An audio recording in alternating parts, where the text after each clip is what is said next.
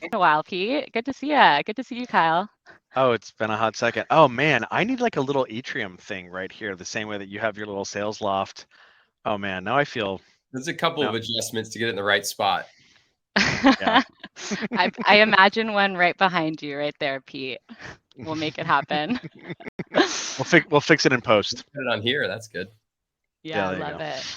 you go. All right. Hello, everyone. Welcome to day 3 of our Sales Reimagine Summit. I'm Gina Hawley. I'm the community manager at Modern Sales Pros, and I'm here to introduce this very special event. So, for those of you who aren't familiar, I hope that you all are, but Modern Sales Pros is the world's best community for sales management, sales leadership, sales and revenue operations, sales enablement, and leaders in the related disciplines. Our members love MSP because we help them find answers to the toughest revenue questions out there.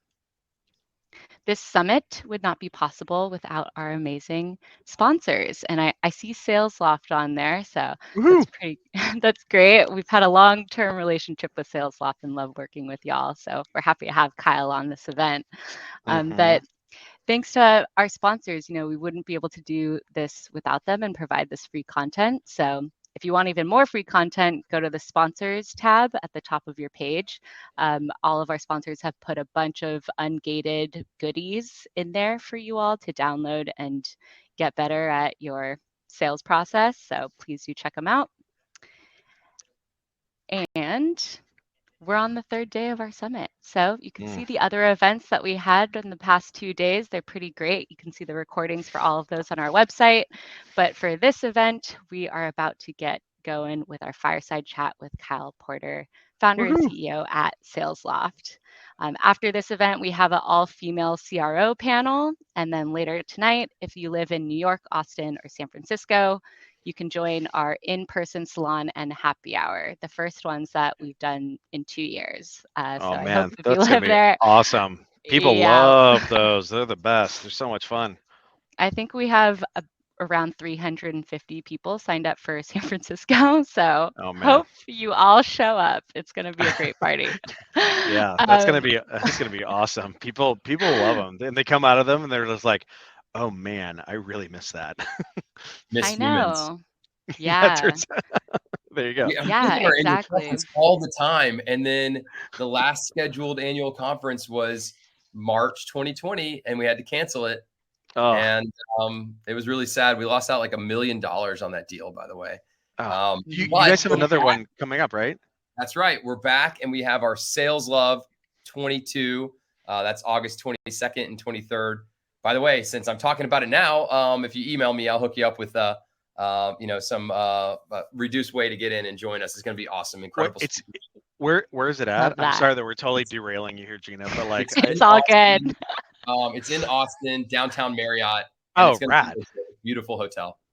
Oh man, super fantastic. I loved the Rainmakers. Oh my gosh, they're so much fun. I got to make sure that that's on my calendar here in Bring it back. August. Bringing it back. Amazing.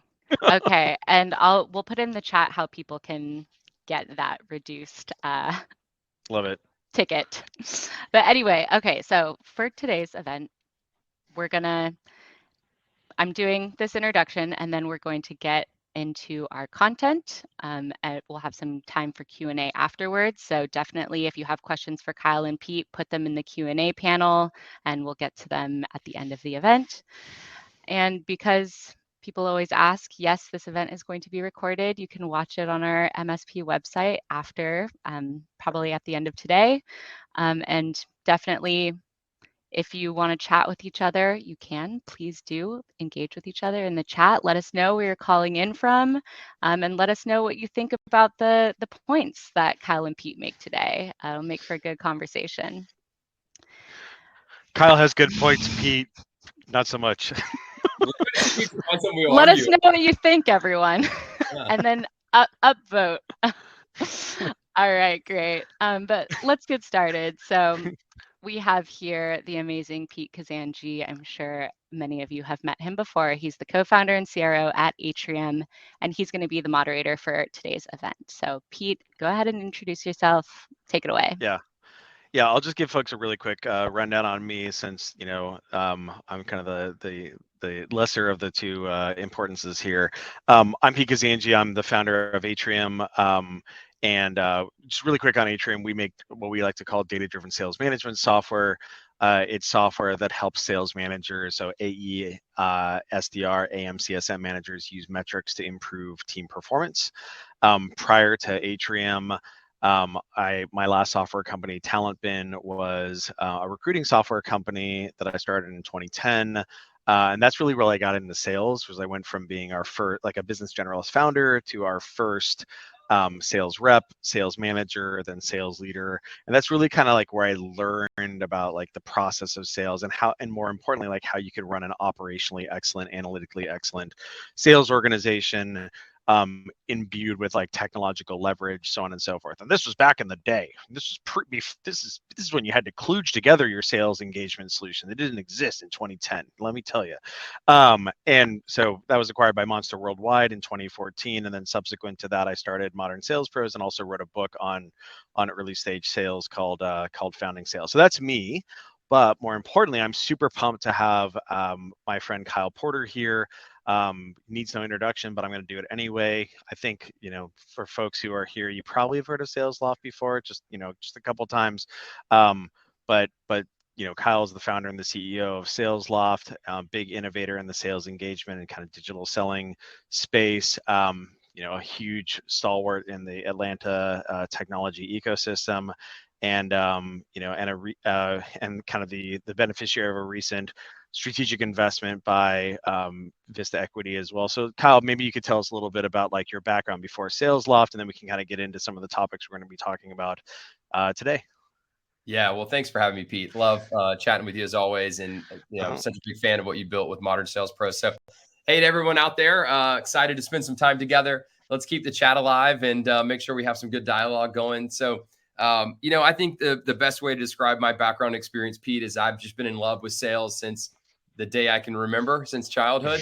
Whether that was Beanie Babies or comic books or baseball cards or old beer cans, even at one point in time, Olympic lapel pins. So I've been in sales since I was a child, and I've been entrepreneurial. So I just kind of, my life is really about blending those two things together. And what better for someone who's in love with sales than to create a sales company? And that's what we did with Salesloft in 2011. Been a wonderful journey. We started off with a mission that's never changed, and that was to create a world where the seller is loved by the buyers they serve.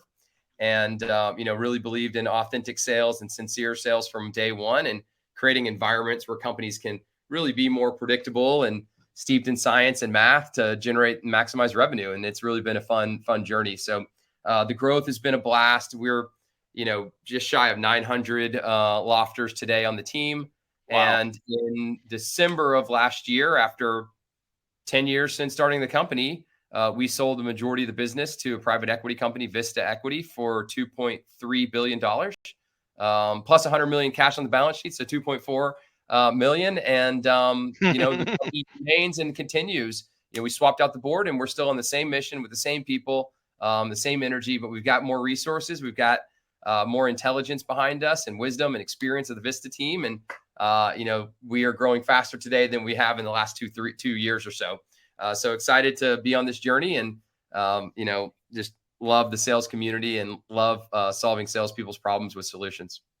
Love it. Cool. So we have a number of topics that we're going to get into here, but I think you had kind of like a throwaway comment there that I would be remiss if I didn't double click on. Olympic lapel pins. Say more about that. Oh, well, I've told this story before, but I learned that I could call Walmart. There you go. And find out when they'd get their order for the Olympic lapel pins when the Olympics were in Atlanta, Georgia, in 1996. Oh, I wow. would throw my book bag on, hop on my bike, ride, and buy every single one that I could afford. Then I'd hop on MARTA, which is the mass rapid transit in Atlanta, and I would sell these lapel pins to people from all over the world who were attending the Olympic Games. And I do recall, there's this one moment, there's this international couple, and there was a few of these pins that everyone wanted to get their hands on. And the look in their eyes and the excitement of finding it and me being able to deliver that value to them. I remember saying, like, I want to do this for the rest of my life. And that was really when I started to kind of believe that sales is service, right? If you understand your buyer and what they need, what they want, what they desire, and you can bring that to them, you can really make the world a better place. And that's what I believe. And that was the beginning of it. Yeah, I think that I was talking with Kelly Wright, the president and CEO of Gong, about this yesterday. She teaches a class on sales at the UW Business School, and we were talking about the importance of the sales profession. And a lot of times, like, people don't really kind of grok the importance of sellers. They think about, like, they've been steeped in their experience through like Glengarry Glen Ross, or like, bad movies about used car salesmen or whatever. But in your case right there, you really kind of like boil it down to the crux of it, which is like, you had a bunch of people who maybe knew what they wanted, or maybe they didn't even know that they knew that they needed this thing. And what you had gone and done is you had realized that it was highly likely that they would want this thing, and you had gone and grabbed it and like delivered it to them and opened their eyes to it, and they were like super pumped on it. And the way that I kind of describe that, I mean, like, that's lapel pins, but we do this for technology as well, where salespeople end up kind of being like the economic grease of the market, kind of going out and taking solutions to market to people who really need them. They don't necessarily know that they need them per se, right? And so that's like the act of service that salespeople do, is like opening eyes through effective discovery to the fact that there is a better way to be doing this, a better future state, and how that aligns with the thing that they're offering, whether it's lapel pins or sales engagement software or what have you. So one I've of the never things I want. sold anything, Pete. I've never sold anything in my life that I wasn't a user or a customer of. I've never That's right. sold anything that I didn't want myself, ever. When I Yeah. go back and I think about everything I've ever done, I believed in everything to my core. And really what I think sales is it's transferring the belief that you have to someone else, Sure. right? Yep. I mean, I think that that's I would hope that everybody could have that experience. I don't think that everyone gets it, but I can speak personally about this with respect to our sales organization at Atrium and our sales leadership here. Is it's a superpower as a seller to really believe in the thing that it is that you sell. We all kind of get to cheat in this regard, because like, we make sales software and then we are sellers ourselves, so like we really grok it and we like live in it all day long. And that's why I chose to do it. Yeah, right, exactly, right. 100%. So I think one of the things, I think everyone would like, you would be like, you would have to have been in a cave to not realize that, like, the centrality of Salesloft to the modern sales ecosystem, but not just from a technology standpoint, also from like a cultural and kind of like cultural and like movement standpoint, if you will. When I think about organizations that do a really good job of like building movements, you think of like Salesforce as an example. You think of like maybe Workday as an example. Yeah, HubSpot. Yes, 100%. Great point. Right, like really popularizing like a concept, or like a way of life almost. Right, and I think that Salesloft, you'd be hard argued to find a sales technology provider that has done a better job of that. How do you do that?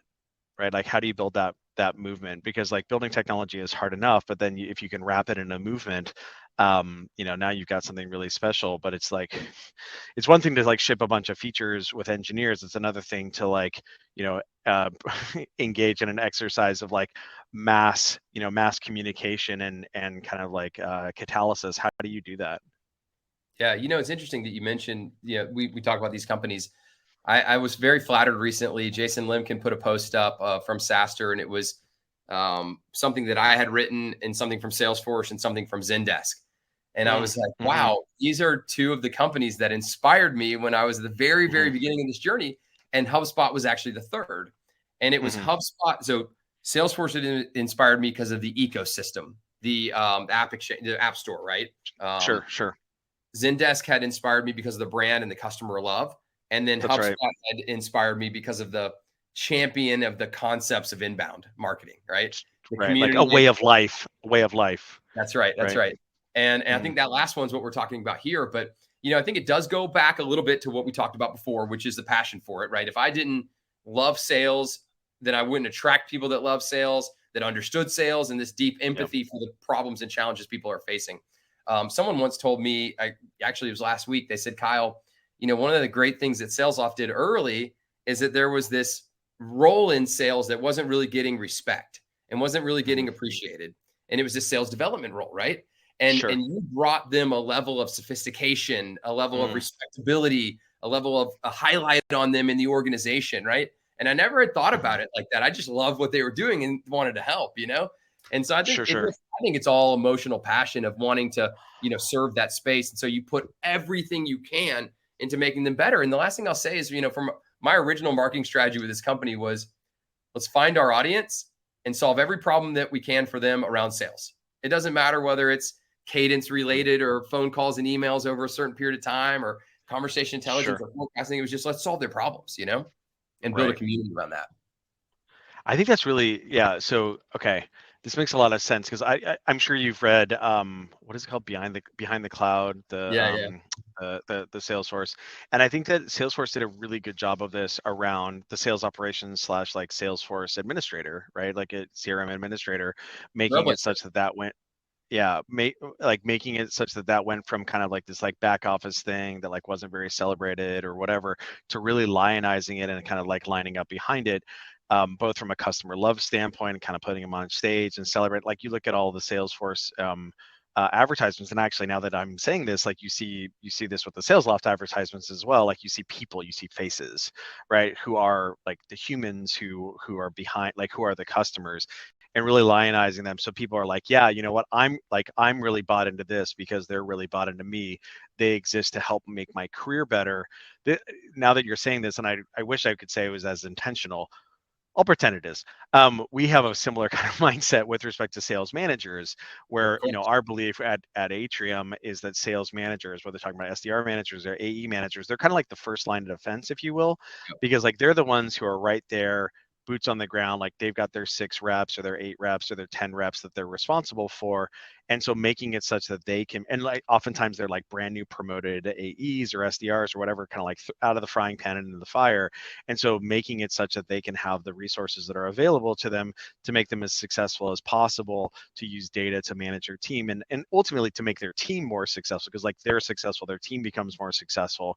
And this is why one of the things, like we actually just rolled out this new messaging and certification around just kind of like a new deck and whatever. And like the shorthand for it is managers matter, right? And that's kind of like the thing. And so I think when you that's a really well pointed out thing that you have this SDR role that was like, like, junior sales rep, like make more calls, et cetera, et cetera. It's like, no, let's sophisticate this. Let's give them a rad cockpit. Let's give them like an F-18 to fly. And then, and like the rest will be history. Well, you know what happened right after we did that is that AE started going, wow, these are productive SDRs. Know, right? How are they? What are they? Where's my, Or they started. I need a prospect too. And I think, quite frankly, sales managers are going, well, where's mine? Atrium, right? Where's my workflow solution? Who's teeing me up with a task I need to execute on so I can be most effective in my day-to-day, so I don't have to run around and figure out what to do, right? And so I think that's really opened eyes to the whole sales community, which has been really cool, because now we're starting to see adoption all the way up to executives that never would jump in software because all they had was Salesforce and they were sick and tired of, being in there or seeing that, even though they had to. Yeah, for sure. I mean, I think that what you do is you open people's eyes to the fact that, I mean, this is oftentimes what happens when like new technology shows up. Sometimes people are a little hesitant or like, are you trying to replace me? And it's like, no. We want you to focus on the thing that matters for you, that only you can do. And for sellers, that means having meaningful customer conversations, doing persuasion, doing great discovery. For managers, that means coaching, right? Having having empathetic interactions, coaching people up, sometimes having tough conversations, but it doesn't mean like like reading the tea leaves and kind of like goofing off in Excel and so on and so forth. So Tony any other kind of the robots were going to replace him. They were going to be his sidekick.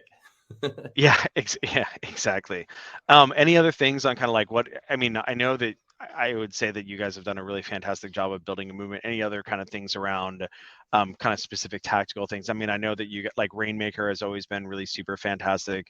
You guys have engaged with the community very muscularly, longtime partners of modern sales.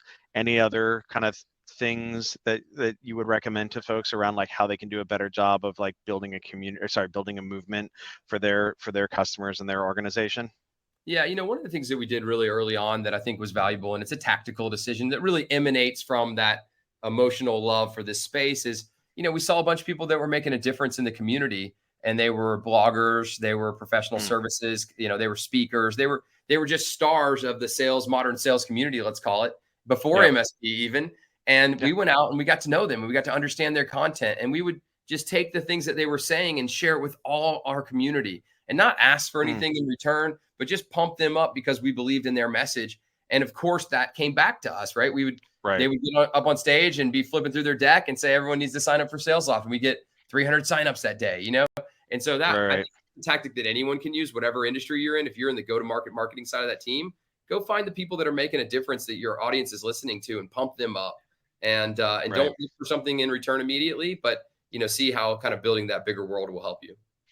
Right. I think like JB is probably like a great example of that, John right? Barrows, Trish, Steve Richard, all those folks. Yeah. Right. I have like Trish's book around here somewhere. I think that's a really good point. And especially like, don't ask for something in exchange. It's kind of like, was it Ziegler that said like, all you have to do is give everybody what they're looking for, and like you'll get everything that you need. Yeah, it's like you get you want by giving others what they want, something like that. Yeah. But the point is like show up, deliver value first in a very muscular fashion, and it will invariably come back to you. Wonderful. Well, obviously you guys just said, you said that you guys are just shy of 1,000 people. That's, bananas to me, especially given the fact that I know, Salesloft has an amazing corporate diaspora as well. Like, we're blessed. Our new VP of sales is a former sales leader at from Salesloft, Milena Call. And there's just like, a bajillion other kind of former sales leaders at, from Salesloft. And I'm sure all sorts of other functions. Spin-off exit company founders left Salesloft and started their own business and sold it last year. So that was really cool. Techstars company. Yeah. Oh, I totally missed that. Yeah, it's fantastic. And it's not just obviously it's like, there's a lot of these folks in Atlanta, but even outside of that. So like, that's really powerful to see, but you guys are still at 1,000 people, even as you have folks who are kind of moving on to their next challenge. What were the biggest differences in like how you facilitated that movement and kind of, instilled and persisted culture as you guys went from 20 people to 100 people to 500 people to 1,000 people? Yeah. Well, first off, fact check. It's 885 today, so just shy of 900. But it's growing rapidly. So I'll look back and there'll be more. It's interesting. I remember a story once of a very successful founder who had sold their business, and this person told me, Kyle, I'm a 1 to 10 entrepreneur. Mm-hmm. And what they meant was I'm a 1 million to 10 million, in revenue. And sure. I remember in my head, I thought, I wonder if I'm a 1 to 10 guy. This is what I said to myself. And and then I like start thinking about it. I'm like, no, hold on a second. Why would I ever pigeonhole myself into being a 1 to 10 guy? That doesn't make any sense. I'm going to be a whatever it takes guy, right? Whatever stage it is, I'm going to be the guy for that stage. So whether it's 20 team members, 100 team members, 400, 300, whatever it is, I'm just going to figure out the differences and go in. And I don't think it's been that much different, Cool. Yes, when it was early, everyone knew what I was saying all the time because they were in the same room as me, right? Honestly, the biggest change that we went through, regardless of the size of the team, was post-COVID not being in the office as much, right? Sure. That was probably a bigger impact than it, because we had headquarters with 70% of our global staff in one building. But there's a lot of changes. I think what it really gives confidence to is that building a business. I don't know how you'd ever build a business without a lighthouse for your mission, vision, and values. Like, I just don't know how you'd ever do it, because the goal then is you want the whole team in line with that. And the best way to do it as it gets bigger is just to make sure the executive team is so strong and aligned there that they then cascade it to their team, and they cascade it to theirs, and they cascade it to theirs.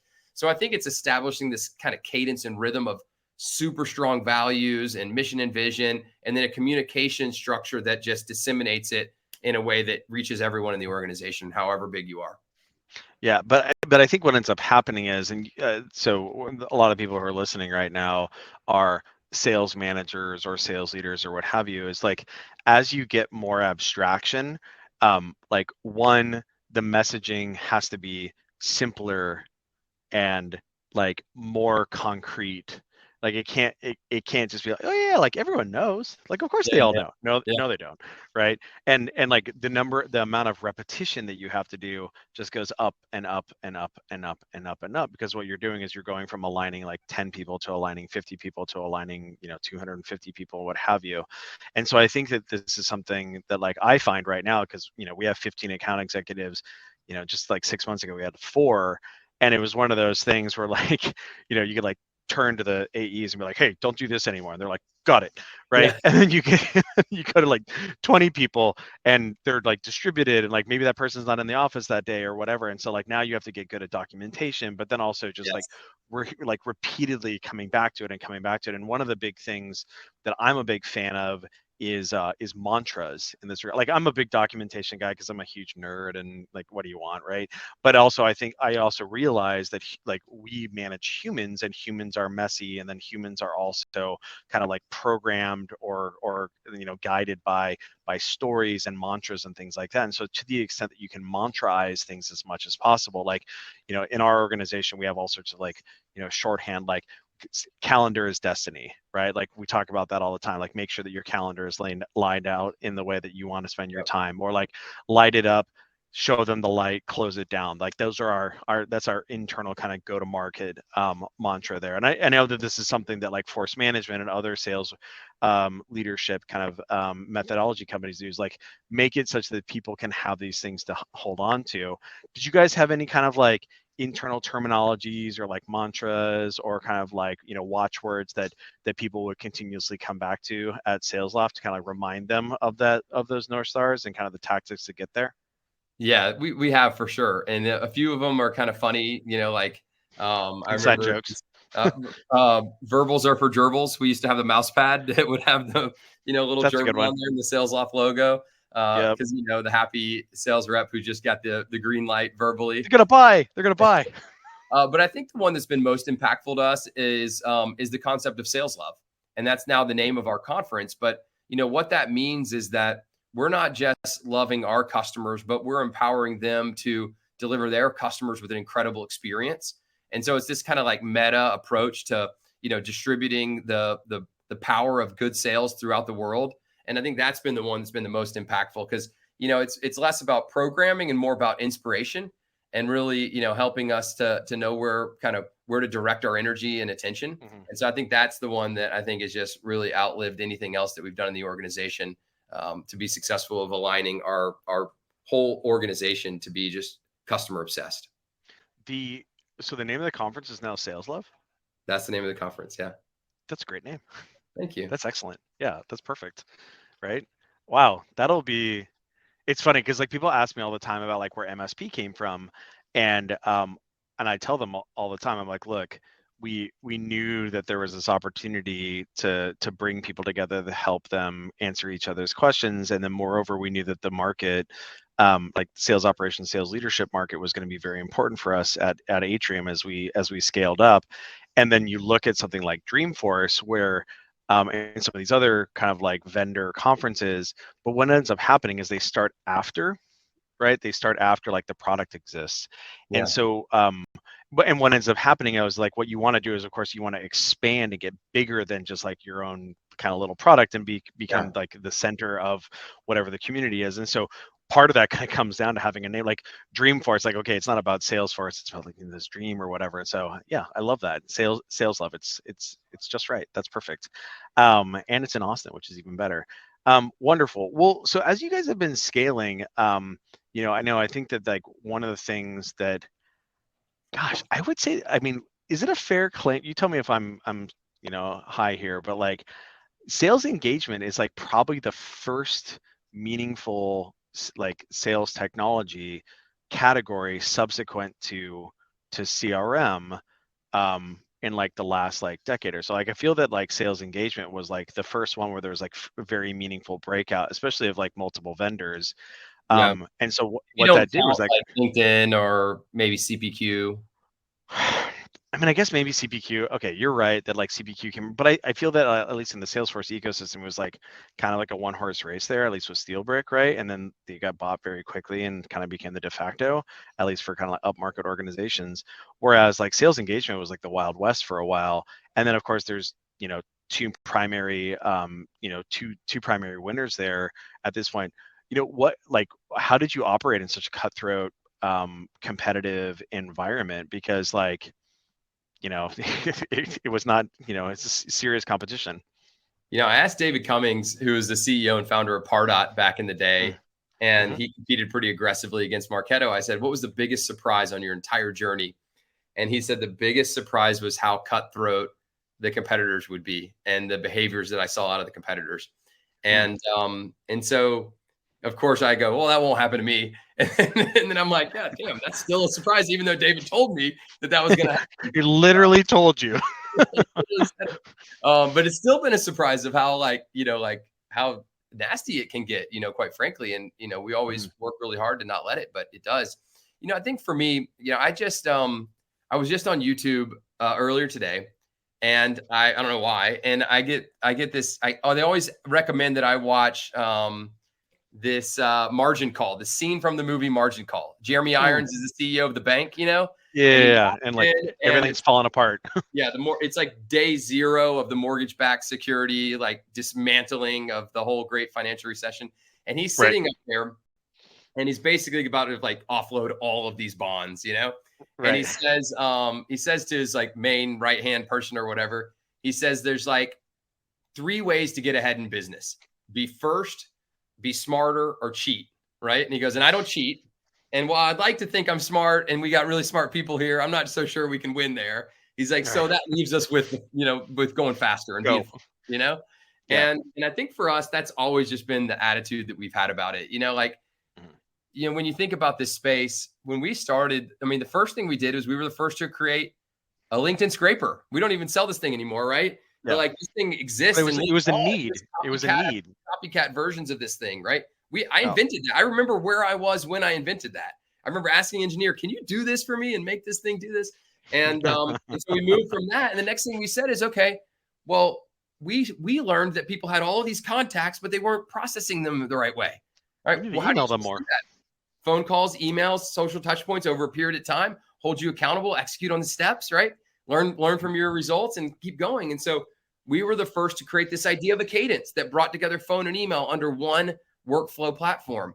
And, fast forward a few years later, we go, oh, this conversation intelligence thing, it's real, right? I had 5 providers of conversation intelligence sponsor Rainmaker, 5 of them. And I'm like, holy, well, let's start using it. So we use it and we're like, this shouldn't be a standalone category. This should be part of what we're building. So we were the first sales engagement company to bring conversation intelligence in. 2 years later, deals, forecasts, this is the path for us. And we see this next stage with this dynamic queue, which maybe we'll talk about. But for us, we just been continually first. And so just like Jeremy Irons in the boardroom, that's the mentality of how to win competitively for us. Out innovate, out execute, out last. But that's like super hard to do, especially as you get bigger and bigger and bigger. Like having that, this is something that I tell my staff all the time. Is like, look, guys, we got to have a bias to action. We have to, and like the good news is that like salespeople, they definitely have a bias to action, right? Like, oh, there's a DocuSign in your inbox, right? And so, but like you want to instill that in your organization. But as you get bigger and bigger and bigger and bigger, there's more coordination that has to happen. There's more alignment that has to happen. There's like, sign-offs and things like that. And you end up with people kind of like being on the back foot as opposed to being on the front foot. How do you continue to instill that bias to action? Because like in order to be first, right, you either have to be able to see something way ahead of everybody else, which can happen, right? But like having that happen like reliably is, maybe tough. And so you can have that, but then also being able to be like, what, actually we're going to go on that topic. So how do you facilitate that in an organization as it gets bigger and bigger, like that bias to action?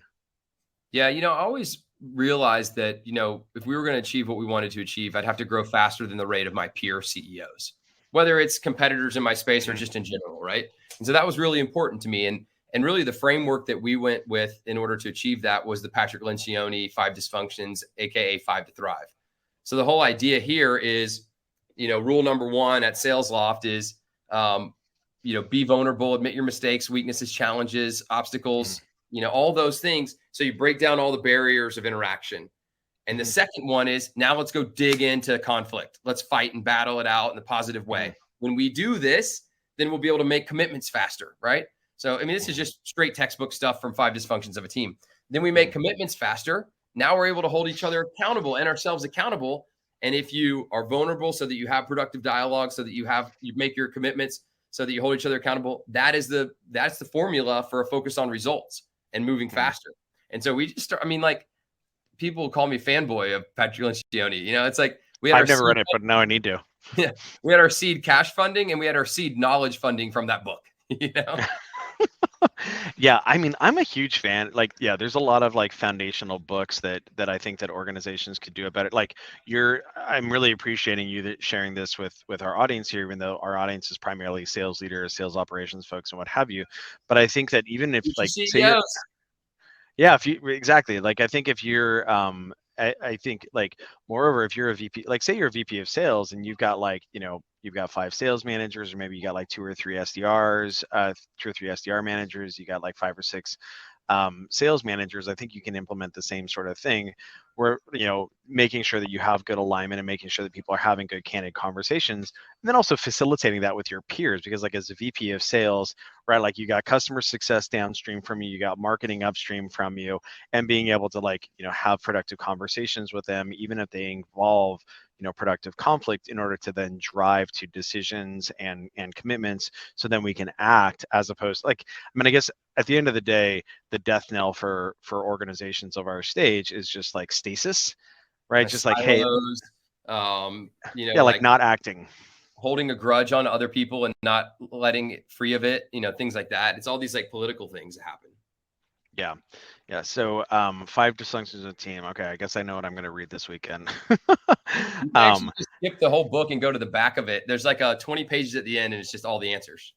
Oh, okay, great. That's one of those fables. You don't actually have to read the fable part. Just go to the end. Oh, Sorry, okay. I know just go to the end. I don't know. I think maybe I'll pop it in my I'll pop it on Audible and like, and jump on the Peloton. Got it. And so like, I think one of the so obviously you guys are a very mission driven organization, which then ties to, it all kind of cascades. Like, so, you have this, and I think actually Kelly from Gong was talking about this as well. It's funny that you were talking about the lapel pins. She was talking about how after, in college, she would go and sell children's books out in all sorts of like miserable territories, and like, I think it was like Upper Michigan and what have you. But like, obviously, like as the founder, you had that experience that then goes into, the goals of the organization, which then aligns to like the mission of the organization. As you grow, you try to stay true to that mission. How do you balance like the kind of like the economics of an exit and kind of like external control, or kind of like, third party control or what have you, with kind of staying on that mission? Like, how did that play out for you guys as you were growing, and then took this, strategic investment and what have you? Yeah, well, what we did is early on, we started raising capital from institutional venture capitalists. And, I was so grateful for the caliber and quality of investors we were able to get on our side.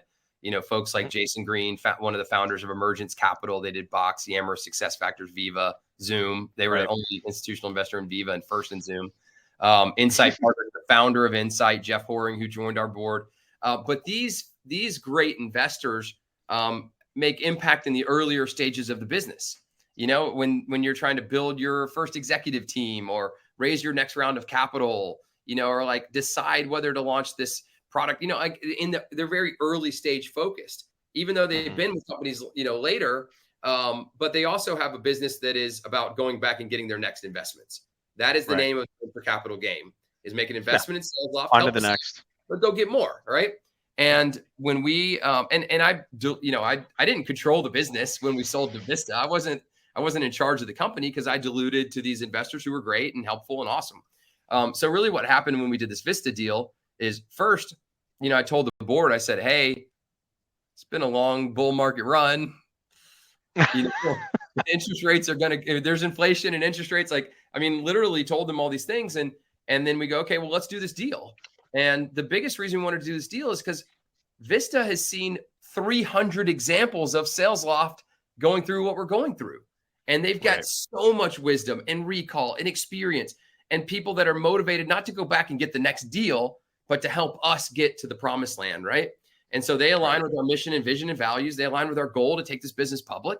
They align with our understanding of building to serve sellers and sales executives. And that was just, amazing. And then they started helping, and their help has been off the charts. So I swapped a earlier stage board for a later stage board. I swapped a less invested board for a more invested board. And I still run the company, So, I mean, I never owned it before or after. Yeah.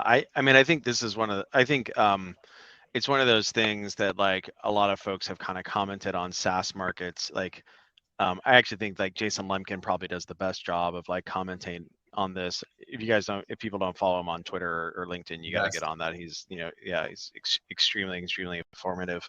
But he just comments about how like people don't realize they don't realize how big these markets are. They don't realize. And I think that applies to sales engagement in a very meaningful way, right? Like we see this all the time with Atrium as well. Like the concept, even though that like you guys' niche, when you entered, you were talking about like the sales development rep or the sales development manager as kind of being this like, redheaded stepchild that wasn't sufficiently appreciated like 10 years ago or 8 years ago or whatever. And like, hey, we're going to put all the wood behind this arrow. We're going to enable them. They're going to be like, we're going to make them a rock star, and we're going to give them the tooling to make them, amazing iron men and iron women. And like, but like SDR as like as a function is like it's not a very distributed like technology. Like if you think about like the abstraction of AEs and SDRs, like it's a very thoughtful technology of having like more junior staff who do kind of like lead gen and prospecting and whatever. If you look across the entire like sales ecosystem, especially outside the United States, oh my goodness, right? Like it's got to be like 10 or like it's got to be under like 20% of sales organizations like meaningfully. And so like if you think about that, like it needs to expand because like the kind of like separation, like specialization totally makes sense. And then secondarily, you actually have all these like full cycle sellers and AMs and CSMs and whatever that need to run programatized workflows. Like I think Salesforce's market cap is like $150 billion or like $200 billion or whatever it is right now. Like it's just 50% sales engagement lower than it was 8 months ago, whatever it is. Well, irrespective of that, like the category of sales engagement obviously like has 10x, 20x room to grow. Yeah, and it's just like it's just kind of the tip of the iceberg. So I totally see how that would make sense, for the next chapter. Well, we took SDR and made it a verb and knew that people that weren't SDRs were going to be SDRing, right? And sure, sellers are SDRing, all day long, and you can basically commit to process some of the other things they're doing also, and put that in a queue that they can execute on all those actions on. So I think that's kind of part of the perspective there. Oh yeah, totally. And yeah, exactly. It's just like, right. That's right. Oh, oops. Everybody turned in an SDR. And by that, what we mean is like following a process and like executing it in a, in an operationalized and like maybe appropriately automated capacity. I mean, yeah, for sure. Like we're a great example of this here at Atrium. Like our account executive staff, like we're pretty blessed at having a pretty muscular outbound motion. We do a pretty good job with inbound as well. We do a lot of good content. But as you scale up your account executives, like you need people doing prospecting behavior. And our account executives had like lightweight sales engagement software that was more for just like working out of their inbox versus doing kind of like meaningful like muscular prospecting.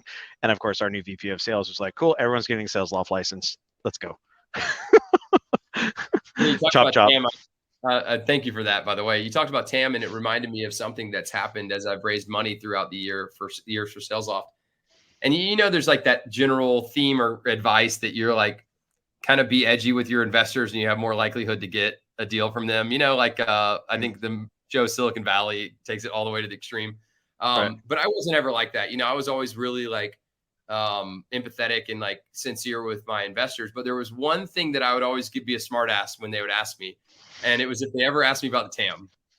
If they ever asked me about TAM, and they all did, A, B, C, D, E, right?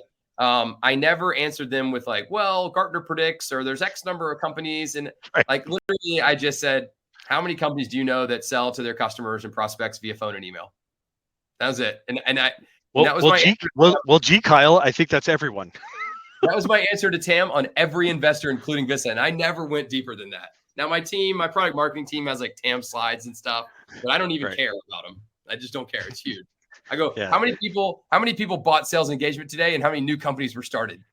Did we have a net there? Like, yeah, exactly. Do they like water?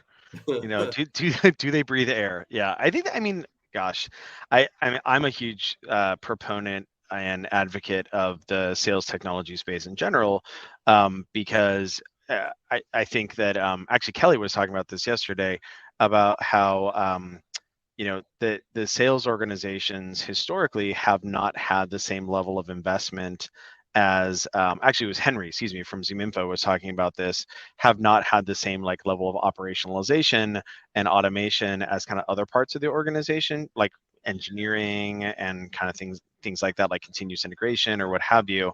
And so instead, like we're all kind of like rolling around with like CRM and email and and Google Sheets with like CSVs of prospects and our cell phone, and like now maybe add in a little Zoom here or there, but like things are kind of disjointed versus things being kind of like operationally stitched together in a meaningful fashion. Now, obviously this is where like sales ops and like rev ops kind of come in and try to weave things together.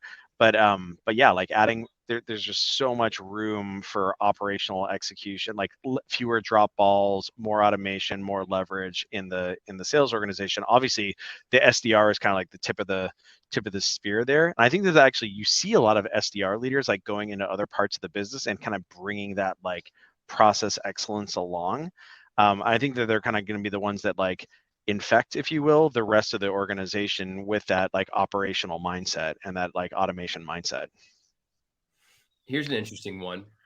Think about the dream of conversation intelligence is that you're my buyer and we're on a call, and in the discussion, it's mined out that I should send you a follow-up with this information, or I say I'm going to send it to you or whatever. And that, this is a simple story that has been told since the beginning of this category. And then right when we get off the call, it's going to be queued up for that email with that content attached. Like, why does that not exist yet? Like, why doesn't it exist yet?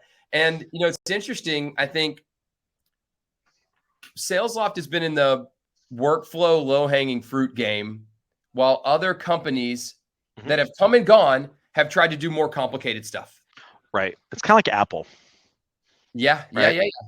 Like take a thing like, hey, like we know that earbuds are going to matter and that most of them suck and like don't connect to Bluetooth and like, etc. We're just going to make them work. Let's just make it work. Yeah. So like what you'll see from Salesloft is when you get off that Zoom call, maybe we don't know all the things you talked about and haven't transcribed those into the exact follow-up, but we'll just prompt in the Salesloft cadence queue the follow-up email to you with the subject line already filled out, with the body copy already started, and a blank that you could fill in. And that'll be the crawl before we walk, right? Like that's the kind of thing that I think this industry needs more of, and you'll see. And I don't know why that even popped in my head, but it's something, I was just thinking about recently. Nice. Yes, I love it. And I think this is kind of I guess that behavior that you're talking about, where you have like new innovation kind of happens out here at like the frontier, and then it kind of, who was it? Was it Jim Barksdale who talks about like the way to make money in business is like bundling and unbundling? And I think what ends up happening is like you get this like new innovation that happens at the edges, whether it's conversational intelligence or maybe it's like mutual plan software. I know that a bunch of the kind of sales aggregators have been like purchasing or like building mutual plan software and what have you. And then there's a question of like those get folded into the like kind of large aggregators. I think you see like ZoomInfo doing this with Chorus. You guys have this with your conversational intelligence solution as well. And then there's ones where like they kind of can break out, right? Like if you were to look at Gong these days, to call it like a conversational intelligence company would not be fair anymore, because they've added on so much more. They have deals. They now have forecast. They actually have like a meaningful like forecast roll up story as well, which actually you guys just shipped a forecasting solution, didn't you? Absolutely. Yeah, it's incredible. And I would say it's Nice. interesting because, I'm seeing this a lot. I got a buddy, he's a partner at Accenture, and I can't say the customer, but they just got a contract on a big deal. And the giant company is paying them $35 million to reduce 20 million in application spend annually and Wait, consolidate. say that again. So Pete, here's 35 million to get 20 to reduce 20 a year, right? Okay. It's wild, but it's this idea of application rationalization. Now, a lot of it is in the hosting environment, but a bunch of it is coming in, in the IT stack, where they're saying, hey, we want to consolidate your solutions and, drive away so many of these different, softwares that you have. And we're seeing that start to happen in our customer base. It's been happening. It happened a little bit when COVID came up, but really in the last 6-7 months, we're seeing it a lot more. We're just companies saying, like, I'm tired of application after application after application. Let's roll with one, kind of dominant alpha. Yeah, and I think it's not just like a spending too, it's also an effectiveness thing on the part of the individual as well. The funny thing is, like, I talk with a lot of folks that they're like, oftentimes I used to hear this more, I hear this less now, where people are just like, I just wanted to be in Salesforce. And then you kind of ask them the next question, like, does anyone like being in Salesforce? And they're like, okay, yeah, fine. but I think, like, the point is still well taken. Gave up on that dream. Yeah, exactly. It's just like, that's right, they folded on that. But the notion of having more of your, like, having more of the things that you need to do in your given tab, like your Salesloft tab or your Gong tab or your Clary tab or whatever in Chrome, which itself is like a a monopolist, right? I think that's actually something that's, like, kind of important. And as like RevOps people or sales operations people, we have to think about it from the standpoint of like new toys and widgets are all well and good, but like, what's the conversion rate of like opening that new tab, logging into that other thing versus something being like in workflow right there, Totally. like aggregated together. And I think actually you were kind of mentioning this earlier, especially if you can like have something that is like prompting the individual on a recurrent basis. Like, if you think about, most of us are kind of like prompted by our inbox. Yes. Right. Or prompted by, like, we open Gmail, like, who has given me a bunch of to-dos, or Slack. Right. Is a good example. But like, those can be very very variable. They can be things that are like, they can be external communication, they can be internal communications. Sometimes they're not even tasks, it's just like an FYI. Yeah, so like that aggregation of like like a queue is something that I think is appealing to folks, and I think you guys have been doing some thinking around this. This is what we're building. And so the whole idea here is that any profession that you go out to, they've got those input sources, whether it's the calendar, the emails, Slack, whatever, a task list, right? I mean, how popular is a task list? Very popular, right? But there's a lot of downsides to the task list. One, it's not the ultimate place where things are stored that you need to execute on. Two, you're manually putting those things in there. Three, you're manually executing on the step in the task list. And four, you're manually coming back and saying you did it, right? And so think about this intelligent task list that's really a workflow queue that for any professional in sales, whether they're top of the funnel, mid funnel, post sales, full cycle, frontline manager, right? This is the Atrium play. CSM. They wake up and the queue is smarter than a task list because it's delivering the actions they need to execute on. It helps them actually execute on that task. Let's say that it was putting together a proposal, but you only allow your reps 5 fields that they can change on a proposal. Those fields show up in the queue, fill them out, and it delivers the proposal into your inbox as a draft ready to go out, right? And so it's like these steps. And then it helps you take these steps. It's smart about what worked and what didn't. And, looking back to what your goals were, and then uses that intelligence to feed back the next set of actions. That's the future of this profession. Yeah, totally. And I think the thing that I struggle with a lot is that oftentimes there are things that populate queues for folks to do, like a seller, like an SDR or an AE or whoever, and those are like your inbox or Slack or whatever, or maybe it's LinkedIn. But the problem is like, there's like other people who have an interest in kind of like shunting your attention aside. Like, there's people who want to get into your inbox to then distract you, to then, go instead of doing the task you were supposed to do, to go like, go do this thing over here, or like, hey, here's this Slack channel over here, you should go look at this cat gif or whatever.